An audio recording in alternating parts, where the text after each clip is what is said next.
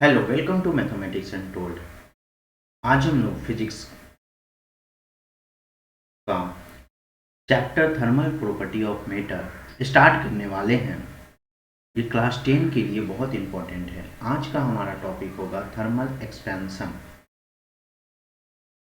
सबसे पहले हम लोग समझेंगे कि थर्मल एक्सपेंशन क्या होता है। थर्मल का मतलब होता है हीट। अगर हीट के कारण किसी ऑब्जेक्ट में एक्सपेंशन होता है तो उसे हम थर्मल एक्सपेंशन कहते हैं। ओके। इंक्रीज इन साइज, देखिए डिफिनेशन है, increase in size on heating is called thermal expansion. अगर हीट करने के कारण अगर किसी बॉडी के साइज में इंक्रीज होता है तो उसको हम थर्मल एक्सपेंशन कहते हैं। There are 3 types of thermal expansion. 3 तरह के बॉडी में थर्मल एक्सपेंशन होता है, इसलिए थर्मल एक्सपेंशन 3 टाइप्स का होता है। अगर बॉडी सॉलिड है, अगर हम सॉलिड को हीट करते हैं और उसमें एक्सपेंशन होता है, बॉडी अगर सॉलिड है और उसको अगर हम हीट कर रहे हैं, ठीक है, अगर हम हीट कर रहे हैं उसमें एक्सपेंशन होता है तो उसे हम एक्सपेंशन ऑफ सॉलिड कहते हैं। अगर बॉडी लिक्विड है, उसे अगर हम हीट कर रहे हैं और अगर लिक्विड में एक्सपेंशन हो रहा तो उसे हम एक्सपेंशन ऑफ लिक्विड्स कहते हैं, जैसे वाटर, मिल्क, ठीक है। इस तरह अगर हम किसी लिक्विड बॉडी में हीट प्रोवाइड करें और उसमें एक्सपेंशन होगा तो उसे हम एक्सपेंशन ऑफ लिक्विड्स कहते हैं। इसी तरह से गैस का भी एक्सपेंशन होता है, ओके, हीट के कारण। तो हीट के कारण हमारे 3 तरह के मैटर में एक्सपेंशन होता है, सॉलिड, लिक्विड और गैस, ठीक है। तो सबसे पहले हम लोगों को डिफिनेशन समझना है, what is the thermal expansion. तो जब हीट के कारण किसी ऑब्जेक्ट में एक्सपेंशन होगा तो उसको हम थर्मल एक्सपेंशन कहेंगे, ठीक है। अब वो ऑब्जेक्ट 3 तरह का हो सकता है, सॉलिड, लिक्विड और गैस, ठीक है।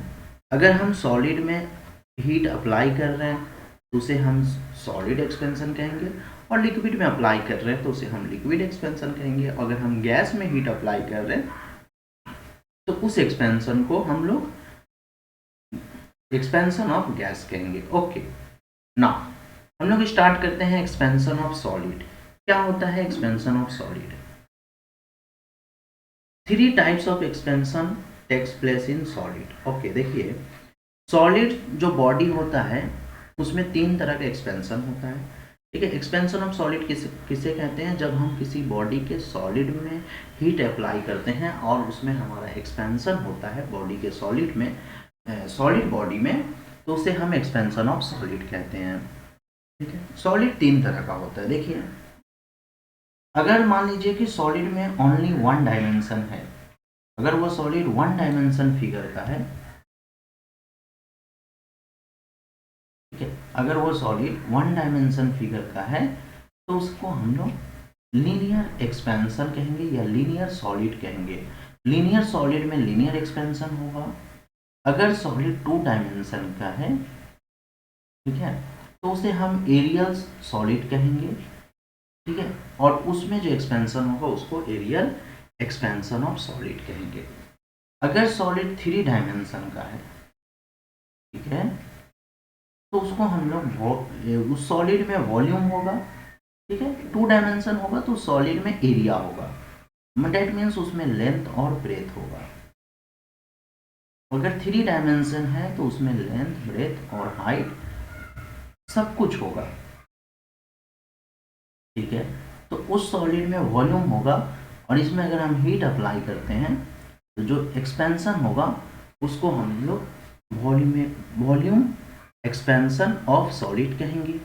2 डायमेंशन में जो एक्सपेंशन होगा उसे हम लोग एरियल एक्सपेंशन ऑफ सॉलिड कहेंगे। अगर 1 डायमेंशन है सॉलिड में, जैसे कोई लेंथ है, ठीक है, कोई एक रॉड है, ठीक है, उसका कोई ब्रेथ नहीं है, और उसमें जो एक्सपेंशन होगा हीट के कारण उसको हम लोग लीनियर एक्सपेंशन ऑफ सॉलिड कहेंगे। ओके, तो सॉलिड हमारा 3 तरह का होता है और सॉलिड में 3 टाइप्स ऑफ एक्सपेंशन होता है। ओके, जैसे फर्स्ट हमारा आता है लीनियर एक्सपेंशन। लीनियर एक्सपेंशन क्या होता है? ओके,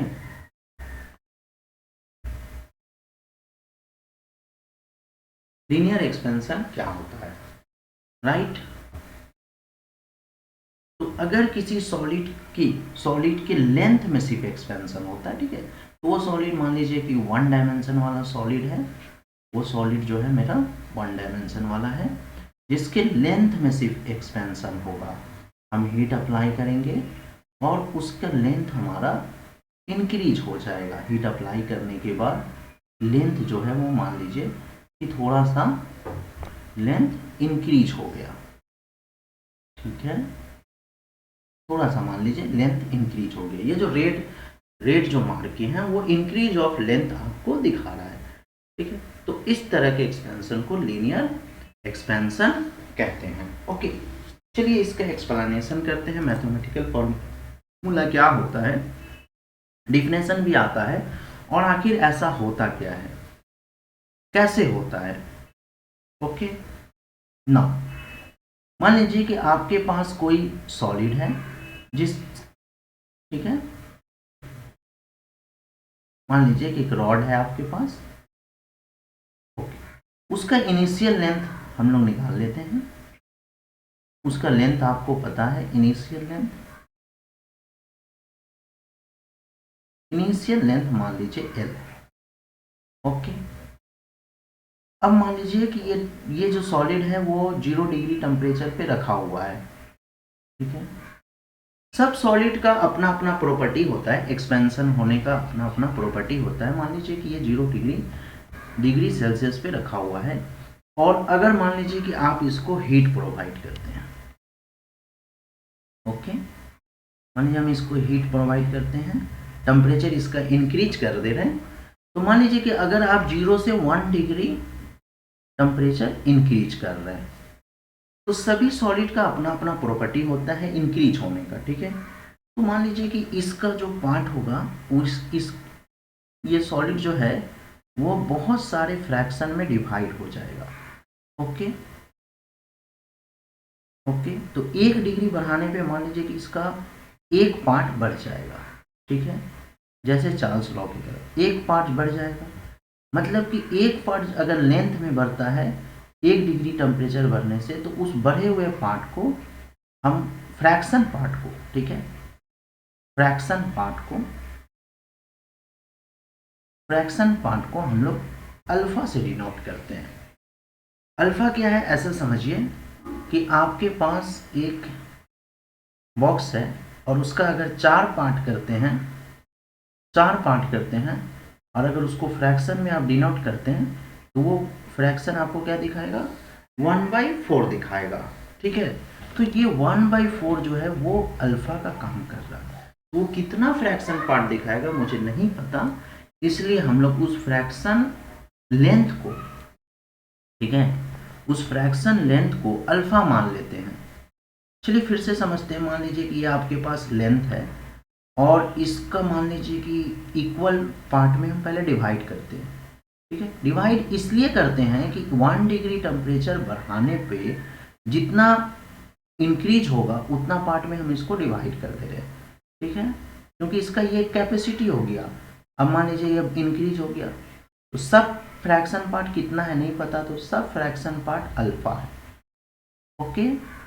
और सब अल्फा को जोड़ेंगे, n अल्फा को जोड़ेंगे, तो मुझे वो पूरा लेंथ मिल जाएगा, ओके। तो 1 अल्फा बढ़ेगा, अगर 1 डिग्री टेम्परेचर बढ़ाइएगा तो आपका एक फ्रैक्शन पार्ट बढ़ जाएगा, ओके। तो इनिशियल लेंथ कितना है, L है। अगर 2 डिग्री टेम्परेचर आप इंक्रीज करते हैं, ठीक है, ये सब समझा रहे हैं, 2 डिग्री अगर टेम्परेचर इंक्रीज कर रहे हैं तो 2 अल्फा लेंथ इंक्रीज हो जाएगा, ठीक है, फ्रैक्शन पार्ट में इंक्रीज हो जाएगा। अगर 3 डिग्री इंक्रीज करते हैं तो आपका 3 पार्ट इंक्रीज हो जाएगा। ठीक है, अब लेंथ ज़्यादा इंक्रीज होगा, इसलिए इसी तरह से इंक्रीज बढ़ेगा। ओके, तो आपको वो जो इंक्रीज है वो टेम्परेचर पे डिपेंड करता है। ओके, तो इनिशियल लेंथ मान लेते हैं कि L है। ठीक है, तो मेरा जो टेम्परेचर इंक्रीज हुआ है वो लिख लेते हैं इंक्रीज टेम्परेचर।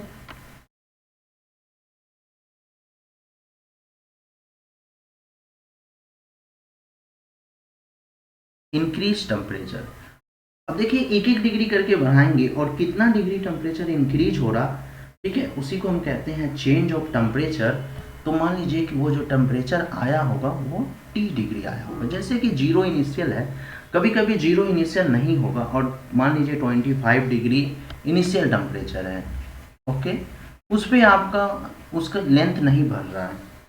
ठीक है, किसी बॉडी का लेंथ नहीं बढ़ रहा है, तो आप टेम्परेचर क्या कर सकते हैं, टेम्परेचर बढ़ाना पड़ेगा, तो 26 करेंगे तो फिर लेंथ बढ़ेगा। तो एक उसको जो बॉडी को टेम्परेचर मिला, एक्स्ट्रा टेम्परेचर मिला, वो 1 डिग्री मिला, जिसके वजह से लेंथ इंक्रीज हो रहा। ओके, तो 1 डिग्री पे अगर लेंथ इंक्रीज हो रहा तो उस टेम्परेचर को हम लोग कहेंगे कि ये जो टेम्परेचर है इफेक्टिव टेम्परेचर है, जिसकी वजह से लेंथ इंक्रीज हो रहा। ओके, तो हम लोग मान लेते हैं इंक्रीज टेम्परेचर T डिग्री। अगर T डिग्री टेम्परेचर इंक्रीज हो रहा तो हमारा न्यू लेंथ जो इंक्रीज लेंथ होगा वो कितना होगा, इंक्रीज लेंथ वो फाइंड हम लोग कर लेते हैं। 1 डिग्री पे अल्फा बढ़ रहा, 2 डिग्री पे 2 अल्फा बढ़ रहा।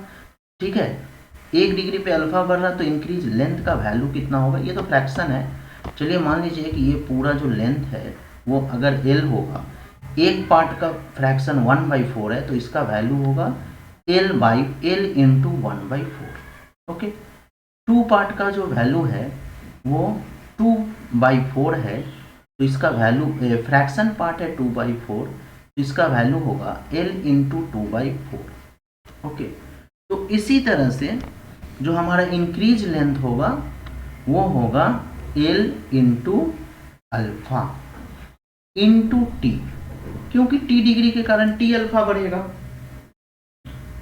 ठीक है, या फिर इसको आप ऐसे लिख सकते हैं, इसको रफ करते हैं, इसको आप ऐसे भी समझ सकते हैं कि जो मेरा इंक्रीज लेंथ होगा वो L इंटू अल्फा T होगा। ओके, 1 डिग्री रहेगा तो एक घर बढ़ेगा, एक पार्ट बढ़ेगा, 2 डिग्री के लिए 2 अल्फा, 3 डिग्री के लिए 3 अल्फा, 4 डिग्री के लिए 4 अल्फा, इस तरह से इंक्रीज होगा लेंथ में। तो फाइनल जो वैल्यू होगा वो होगा L इंटू इनिशियल लेंथ का alpha T। T is the change in temperature. Okay, now तो मेरा फाइनल जो लेंथ होगा वो कितना होगा, final length is equal to initial length मेरा L था plus L into alpha T is equal to L plus L into alpha into, और देखिए बुक में T को हम लोग लिख सकते हैं del T। Okay, del T लिखने का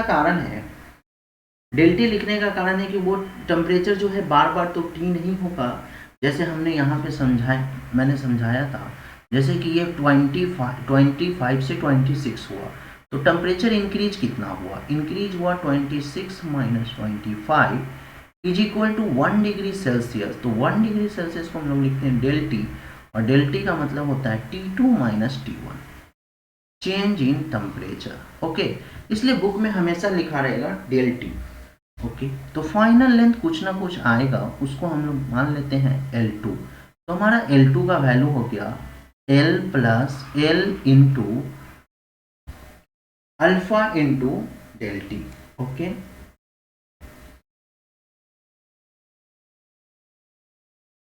देखिए अगर आपको लीनियर एक्सपेंशन समझ में आ जाएगा तो सब एक्सपेंशन आप आराम से कर पाएंगे, लिख पाएंगे। ओके, नाउ अगेन फिर से हम लिखते हैं, हमारा L2 का वैल्यू है L मतलब initial length plus L plus L into alpha into del T. Del T is equal to change in temperature. Now हम लोग अब फाइंड करेंगे अल्फा। ओके, तो अल्फा फाइंड करने के लिए हम एल को इधर भेजते हैं और इसको बुक ने क्या किया होगा, L1 लिख दिया होगा। ओके, आप भी इसको L1 लिख लीजिए। ये जो रेड मार्क किए हैं यहाँ से यहाँ तक का जो लेंथ है वो L1 है और ये बढ़ा हुआ लेंथ जो है वो L1 into alpha into del T. Okay, जब इस दोनों को ऐड करेंगे तो मुझे L2 का वैल्यू फाइंड होगा। Okay, L2 minus L1 is equal to L1 into alpha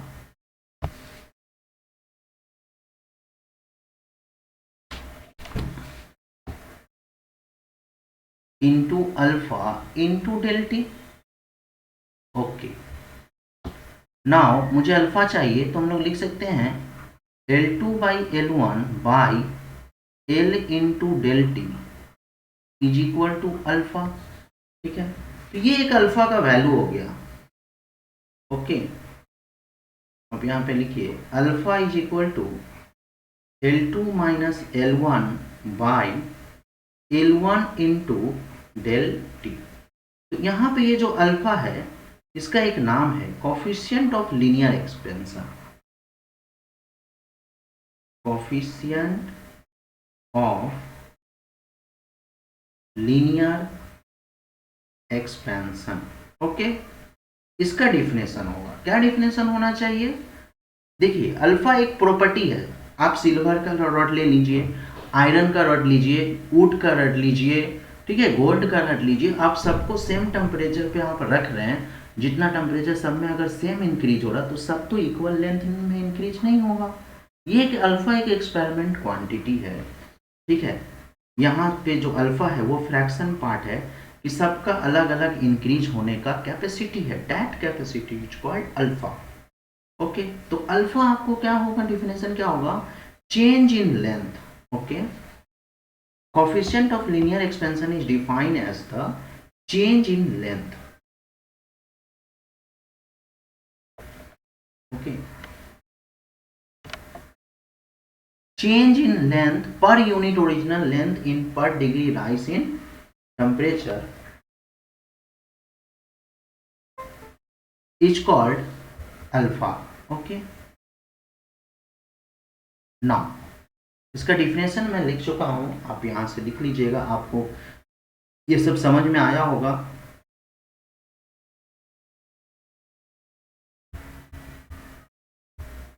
okay, now coefficient of linear expansion, यहां से आप डिफिनेशन देख लीजिए। It can be defined as the increase in length per unit original length at 0 degree per unit rise in temperature। Okay, तो ये definition हो गया। हमारा जो अल्फा है, अल्फा का वैल्यू है L2 minus L1 by L1 into del T. Okay, इसको हम लोग कहते हैं change in length. Okay,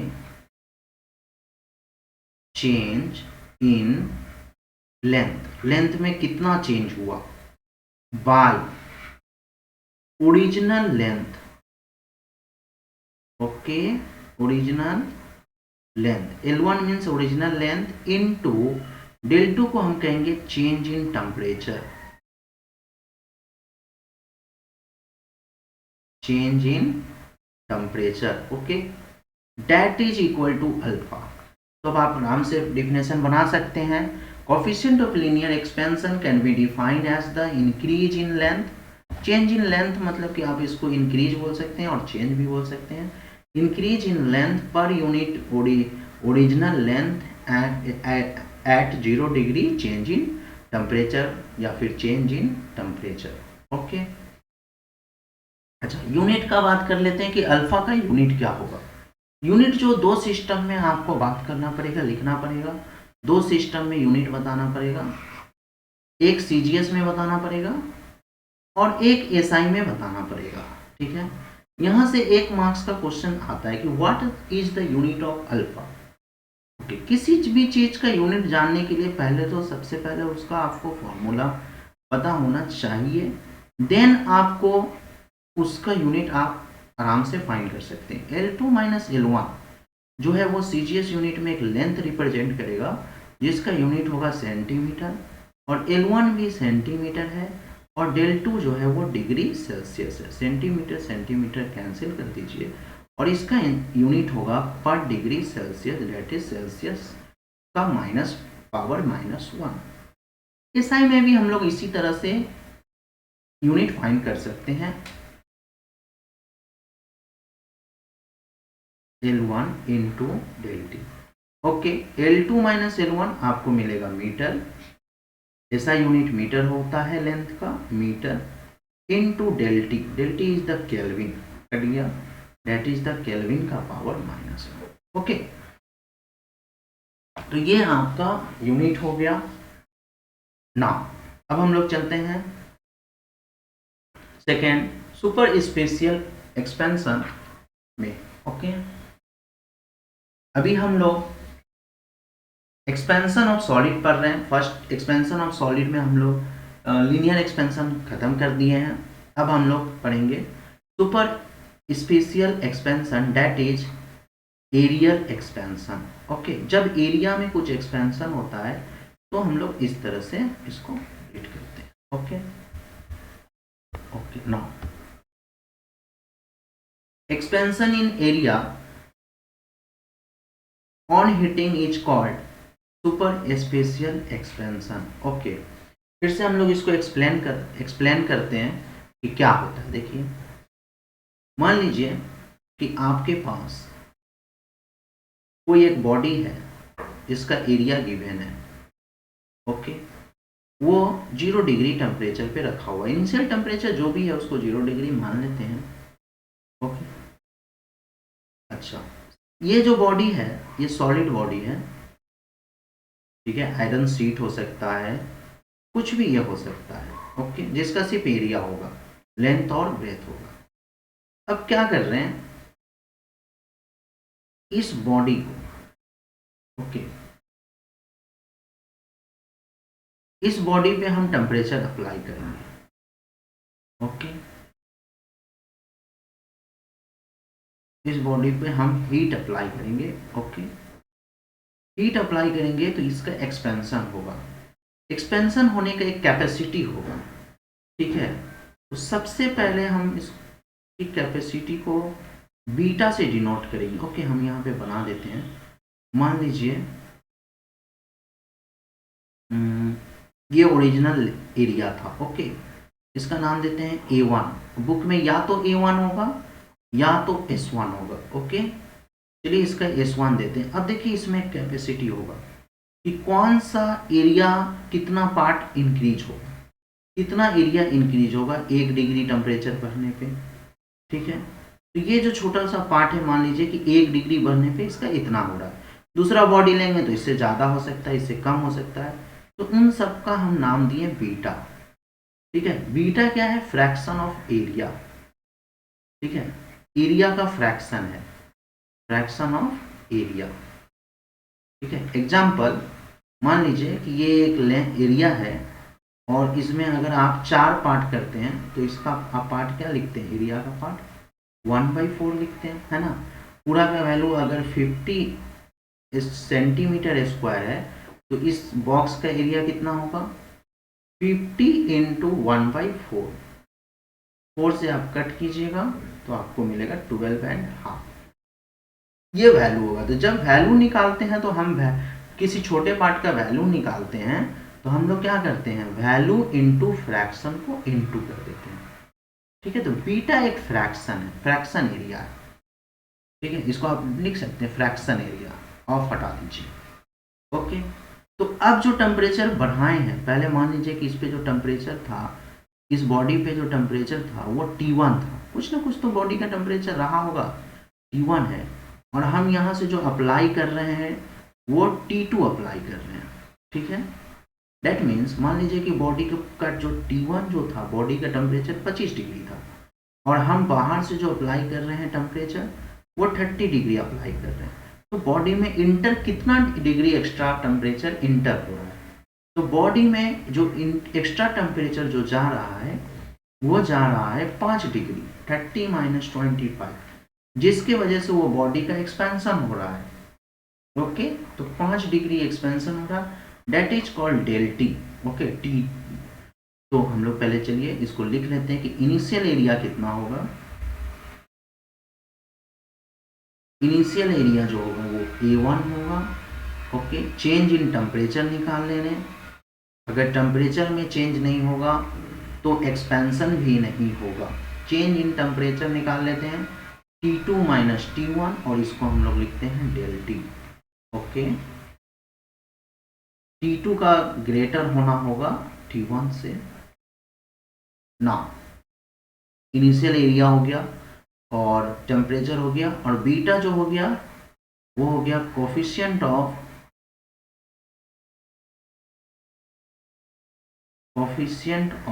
aerial expansion. Okay, या सुपरफिशियल एक्सपेंशन। तो ये है आपका फ्रैक्शन हो गया। ओके, 1 डिग्री बनाएंगे तो एक पार्ट बढ़ेगा, 2 डिग्री बनाएंगे तो 2 पार्ट यहाँ पे आपको इंक्रीज होता हुआ दिखेगा उस हिसाब से।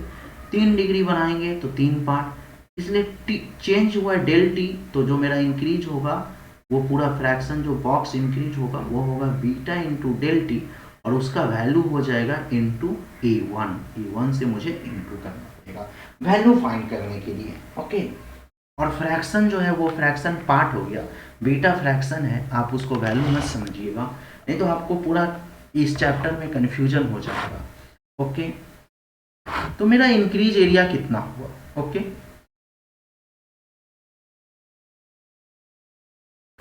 इंक्रीज इन एरिया, एरिया में इंक्रीज कितना हुआ? A1 into beta into del T. Okay, ना मेरा फाइनल एरिया अब कितना हो जाएगा? फाइनल एरिया होगा A1 प्लस, ठीक है, ये A1 के साथ मुझे इस, एक सेकेंड, इस बाहर वाले एरिया को ऐड करना पड़ेगा। बाहर वाले एरिया का वैल्यू है A1 into beta into del T. Okay, तो A1 plus A1 into beta into del T. Okay,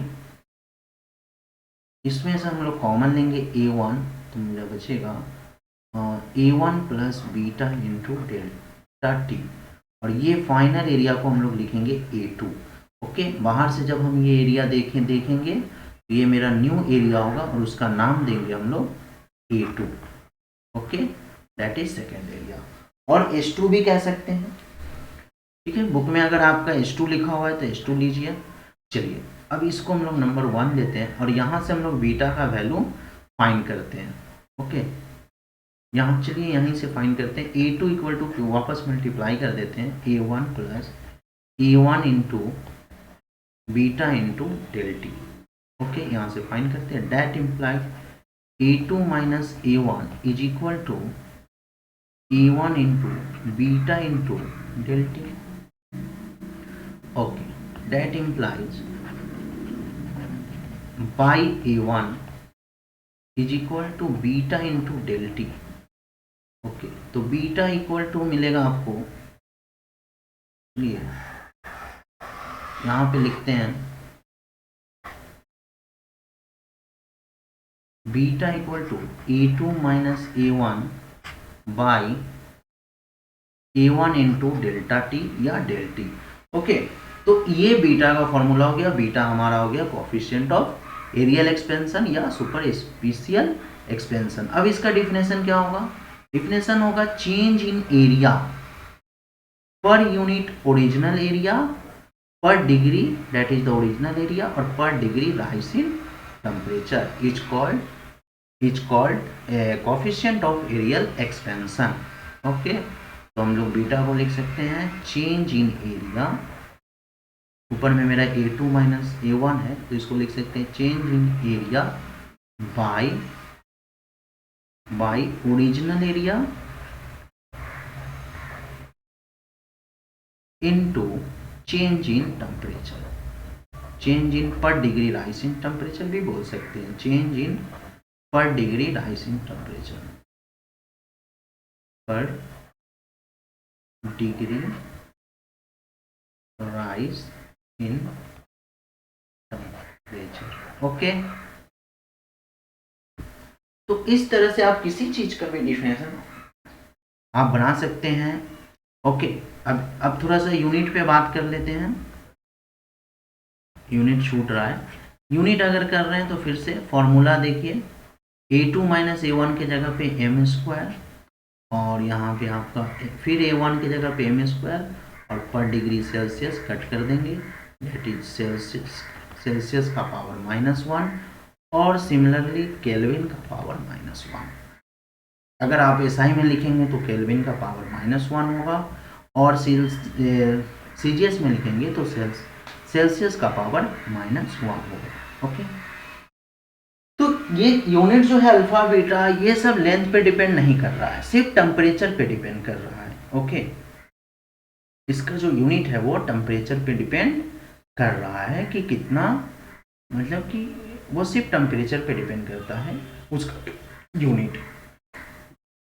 okay, उसी तरह से हमारा लास्ट बच गया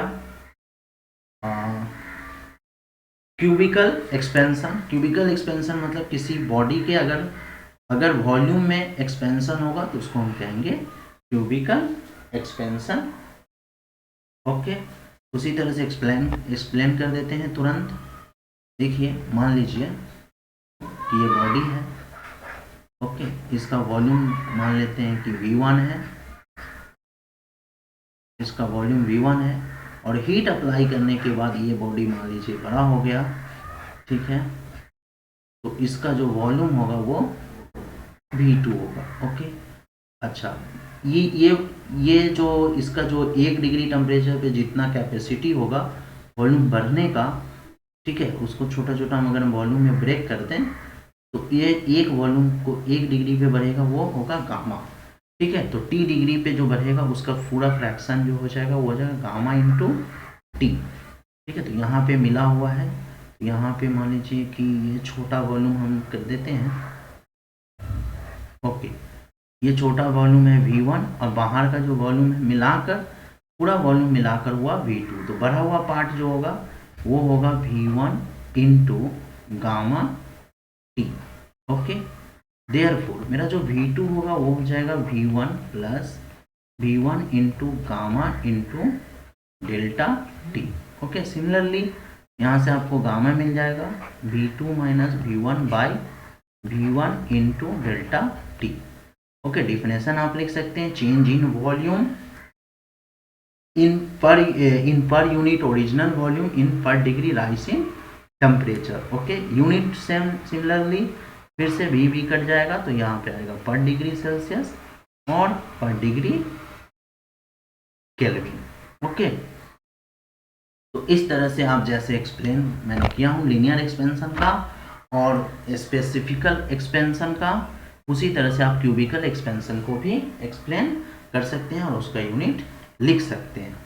ओके, अच्छा, अब एक और टॉपिक, एक और कॉन्सेप्ट है ना, एक और कॉन्सेप्ट है कि अगर अल्फा और बीटा और गामा में क्या रिलेशन होगा। देखिए, अल्फा जो होगा वो एक्सपेंशन हो रहा 1 डायमेंशन, और बीटा जो हो रहा है वो 2 डायमेंशन से हो रहा है, तो हम बीटा इक्वल टू 2 अल्फा लिख सकते हैं।